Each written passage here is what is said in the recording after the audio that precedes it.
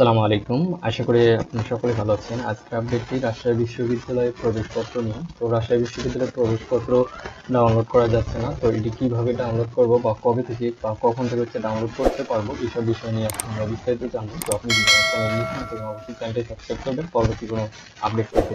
তো রাজশাহী বিশ্ববিদ্যালয়ে admit card ডাউনলোডের সময়সীমা আজকে থেকে শুরু করে আগামী 7 তারিখ পর্যন্ত ডাউনলোড করা যেহেতু এরকম একটি তথ্য আগে থেকেই তারা শিওর করেছিল, বাট আজকে লগ ইন করে তারা একটি বিজ্ঞপ্তি দিয়ে দিচ্ছে। আকস্মিকভাবে আঞ্চলিক পরীক্ষার কেন্দ্রে পরীক্ষার্থী ধারণ ক্ষমতার পরিবর্তন হওয়ার ফলে নতুন করে সিট প্ল্যান করার প্রয়োজনীয়তা দেখা দিয়েছে। অর্থাৎ পরীক্ষার্থী অনেক বেশি হওয়ার কারণে নতুন করে সিট প্ল্যান দিতে হবে। এমত অবস্থায় প্রবেশপত্র ডাউনলোড কার্যক্রম হাতে বিলম্ব হচ্ছে, অর্থাৎ প্রবেশপত্র ডাউনলোড এখন হবে না, এটি দেরি হবে। এই জন্য তারা নোটিশ দিয়ে দিছে। তো কখন থেকে ডাউনলোড করতে পারবো এখন?